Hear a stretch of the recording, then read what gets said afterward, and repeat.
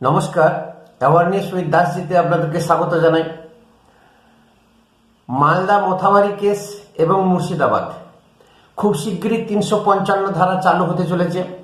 এনআইএর investigation চলছে, আমরা সবাই জানি, এবং এই এনআইএর ইনভেস্টিগেশন এমন একটা পর্যায়ে চলে গেছে এবং এর কতদূর পর্যন্ত এর সোর্স আছে সেখান পর্যন্ত কিন্তু এনআইএ যাবে।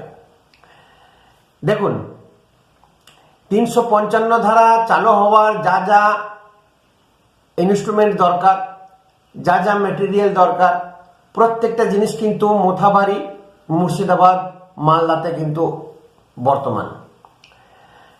কতগুলো জিনিস আমি আলোচনা করব, আপনারা নিজেই বুঝে যাবেন যে হ্যাঁ 355 ধারা জারি করতে পারে, সেটা সুপ্রিম কোর্ট করবে, কেন্দ্রীয় সরকার নয় কিন্তু। আর এনআইএ তদন্ত যেটা হচ্ছে সেটা টোটালটাই সুপ্রিম কোর্টের নির্দেশে হচ্ছে।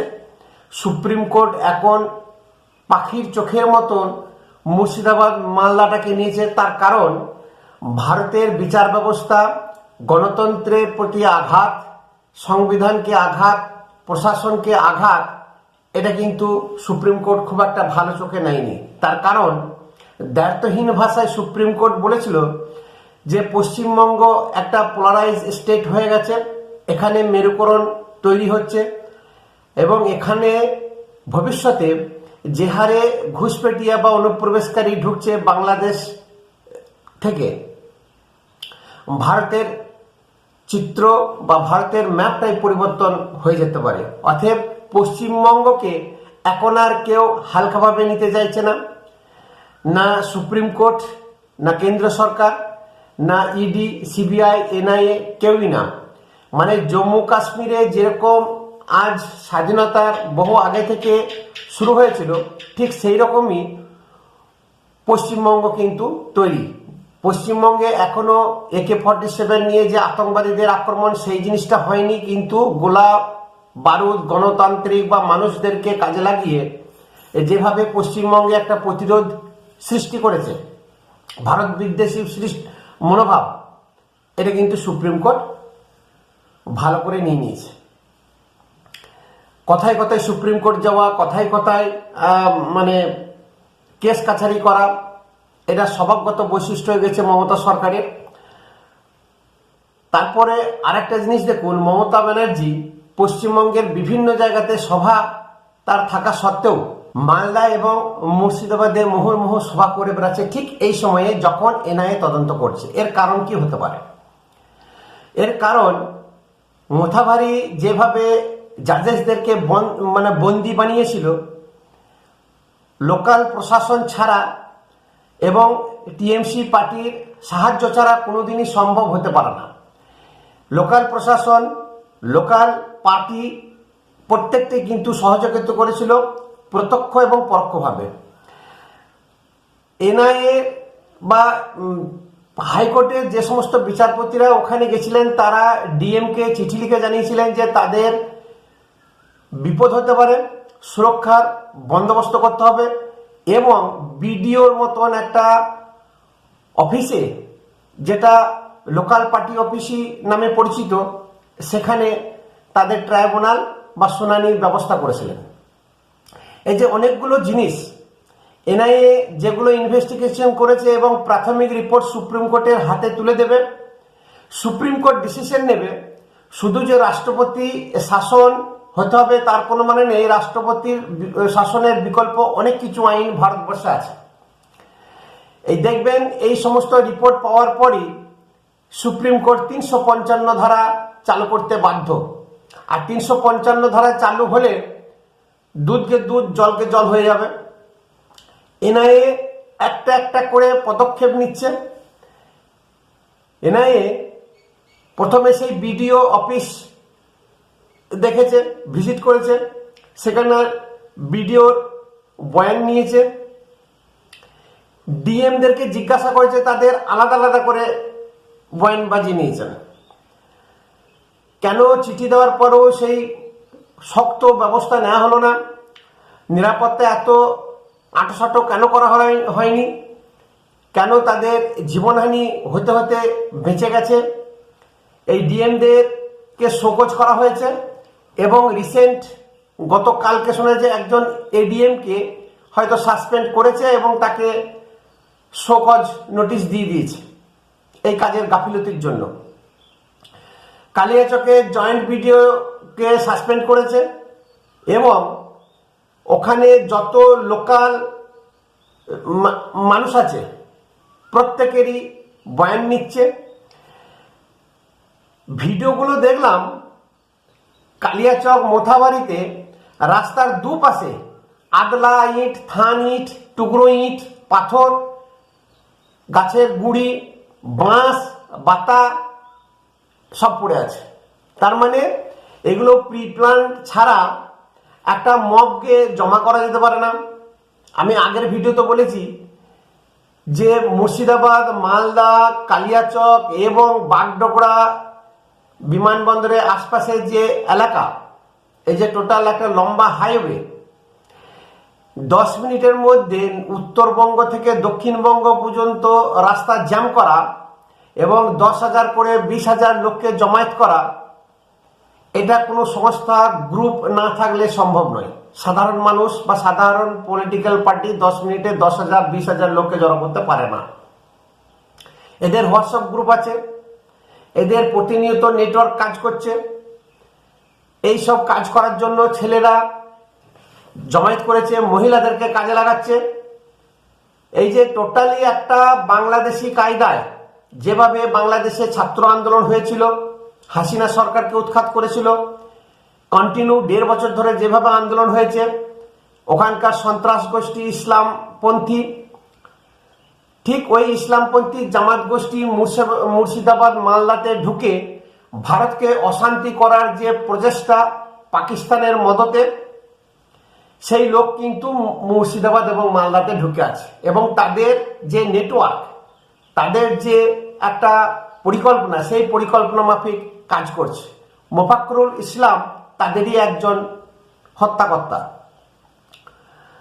মোফাক্কুরুল ইসলাম যে গরিব ইসলাম মানে মানুষদেরকে ছাড়িয়ে নিয়ে যাওয়া, কোনো কেস কাছারিতে সাহায্য করা, এটা একটা ছিল আইওয়াস। এনআইএ তদন্ত করছে, তাকে ধরে তো প্রাথমিকভাবে তার ব্যাংক অ্যাকাউন্টে যে কোটি কোটি টাকা লেনদেন সেটা এসেছে কোথা থেকে, ফান্ডিং কোথা থেকে হয়েছে, এগুলো তো তদন্ত চলছেই। যে 7 জন বিচারককে যে গাড়িতে করে যে ড্রাইভার নিয়ে আসলেন তার একটা বয়ান রেকর্ড করা হয়েছে এবং উনি পরিষ্কার ভাষায় বলেছেন যে আক্রমণ হয়েছে, ইট পাথর ছুঁড়ে গাড়ি ভাঙচুর করেছে, প্রাণে মেরে ফেলার একটা পরিকল্পনা ছিল। যে জাজেস বা যে জাজ দেখবেন ভিডিওতে চিৎকার করছে, আর্তনাদ করছে, তার বাড়িতে গিয়ে আলাদা করে বয়ান নিয়েছেন। এই যে প্রত্যেকের কাছ থেকে যে বয়ান নিচ্ছেন এবং ধীরে ধীরে ওখানে যে বিদায়ী বিধায়ক সাবিনা ইয়াসমিন, তার কাছেও কিন্তু এনআইএ পৌঁছাবে এবং উনিও কিন্তু সেখানে ছিলেন। দিদিমণি যতই বলুক যে টিএমসি এর সঙ্গে যুক্ত নয়, কিন্তু টোটাল কাজটাই কিন্তু টিএমসির মদতেই হয়েছে এবং সেটা দিদিমণি হয়তো বুঝতে পেরেছেন। এই মালদা মুর্শিদাবাদ ভিজিট হয়তো তার জন্য, এই যে ভরকানো ভাষণ এখনো কিন্তু কন্টিনিউ চলে যাচ্ছে। গতকাল নরেন্দ্র মোদী কোচবিহারে যে সভা ছিল, ওখান থেকে পরিষ্কার ভাষায় বলেছেন যে বিচারকদেরকে বন্দি বানানো হয়েছে, এটা কিন্তু মেনে নেওয়া যাবে না, এটা মেনে নেবে না। অমিত শাহ অলরেডি বলিয়ে দিয়েছেন যে 15 দিন এখন ওয়েস্ট বেঙ্গলে থাকবেন। তাহলে অমিত শাহ স্বরাষ্ট্রমন্ত্রী দেশের 15 দিন যদি এখানে থাকে, তাহলে সেই কাজ কত দ্রুততার সঙ্গে যাবে এবং কোন জায়গায় গিয়ে পৌঁছাচ্ছে সেটাই এখন দেখার। এবং নাগাল্যান্ড, মিজোরাম, মণিপুর থেকে যে তাবর তাবর বাঘা বাঘা আইপিএস অফিসারদেরকে নিয়ে এসেছেন, আইবি অফিসারদেরকে নিয়ে এসেছেন এখানে, একটা আর্মি বা সিআরপিএফ জওয়ানের ভিডিও ভাইরাল হচ্ছে। উনি বলছেন যে আমরা খুব শিগগিরই আসছি, ওখানে চলে এসেছি, এটা বেঙ্গল পুলিশ না, দই মিষ্টি দিয়ে সমাদর করবে না, এরকম কাজ কারবার করলে পিছনে মেরে পাছা লাল করে দেওয়া হবে। তাহলে এটা ভারত সরকারও পিছিয়ে নেই, ভারত সরকারও যে একটা প্রিপারেশন নিচ্ছে। এখন ভোটের আগে হয়তো দেখবেন 355 ধারা চালু হয়ে গেছে, নতুবা ওখানে ভোট ক্যান্সেল করে দেবে, দুটোর মধ্যে একটা হতে পারে। এমনিতেই সীমাঞ্চল বলে একটা নতুন কেন্দ্রশাসিত অঞ্চল গড়বে, সেটা মালদা, মুর্শিদাবাদ, কুচবিহার লিস্টে আছে।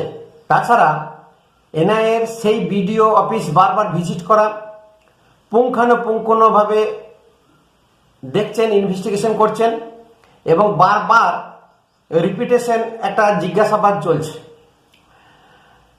যে সমস্ত বিএলও ওখানে ছিলেন, ওই ভিডিও যে সমস্ত বিএলওর দ্বারা ওই নাম আপলোড হয়েছিল, সেই টোটাল 40 জন বিএলওকে ডেকেছেন এবং তাদের এগেনস্টে ব্যবস্থা নেবেন এবং তাদের বয়ান রেকর্ড করা হচ্ছে। অলরেডি 22 থেকে 24 জনের বয়ান রেকর্ড হয়ে গেছে। এই যে সমস্ত একটা প্রসিডিওর এনআইএ কিন্তু করে যাচ্ছে এবং প্রাথমিক রিপোর্ট সুপ্রিম কোর্টকে দিয়ে দেবে খুব শিগগিরই। এবং এই রিপোর্টের মাধ্যমে যেহেতু হাইকোর্টের বিচারপতিদেরকে গণতন্ত্রে আঘাত করেছে বন্দি করে, টোটাল প্রশাসন ব্যবস্থাকে চ্যালেঞ্জ ছুড়ে দিয়েছে, 355 ধারা ছাড়া আর কোনো উপায় নেই। এইদিকে নির্বাচন কমিশন যে বিএলওদেরকে অর্ডার দিয়েছিল যে বাড়ি বাড়ি গিয়ে যে টিকিট বিলি করা, সেটা অনেকে অস্বীকার করেছে, যার জন্য প্রায় 10,000 বিএলওকে শোকজ নোটিশ ধরিয়েছেন এবং যে সমস্ত শিক্ষা দপ্তর আছে তাদেরকে নির্দেশ দিয়েছেন যে ইন্টারনাল ইনভেস্টিগেশন করার জন্য, কেন করবে না, কি ব্যাপার, কি বৃত্তান্ত। বিএলওরা এখন টিএমসি দ্বারা পরিচালিত, যেগুলো সিট দ্বারা বিক্রি হয়েছে বেশিরভাগই 2-4 জন হয়তো সিট দ্বারা সোজা করে কাজ করলেও তাদেরকে থ্রেট দেওয়া হচ্ছে বাড়িতে গিয়ে। বাড়ি বাড়ি গিয়ে টিএমসি নেতারা থ্রেট দিচ্ছে অনেকেই, অনেক জায়গাতে, যে ভোট না দিলে দেখে নেব, রেকর্ড করা থাকবে, তাদেরকে ব্যবস্থা নিচ্ছে এবং পুলিশ ধরে নিয়ে গিয়েও একটা সামান্য হালকা কেস দিয়ে হয়তো ছেড়ে দিচ্ছে, তারও কিন্তু ব্যবস্থা হবে। এই যে টোটাল একটা প্রসিডিওর চলছে, এ কিন্তু আমরা যতই ভাবি যে দেন অ্যান্ড দেন অ্যাকশন, হয়তো দেন অ্যান্ড দেন অ্যাকশন সেরকম হবে না। যেমন গণতান্ত্রিক পদ্ধতিতে ওরা রাস্তা জ্যাম করে দিচ্ছে, মিলিটারি, সিভিল, পুলিশকে আটকাচ্ছে, জনবিচ্ছিন্ন করে দিতে চাইছে। মুর্শিদাবাদ, মালদা যে জনসংযোগ রাস্তা আছে ভারতের থেকে, এইটা ঠিক ওই গণতান্ত্রিক বা প্রশাসনিক ভাবেই ব্যবস্থা নেবে ভারত সরকার। কিন্তু ভারত সরকার এবং বিশেষ করে সুপ্রিম কোর্ট এখন পাখির চোখ হিসাবে ধরে নিয়েছে এই মালদা, মুর্শিদাবাদের ঘটনাকে। নমস্কার, ভিডিও ভালো লাগলে কমেন্ট অবশ্যই করবেন, আপনাদের কমেন্ট অতি মূল্যবান। একটা সাবস্ক্রাইব করবেন এবং শেয়ার করবেন। ধন্যবাদ।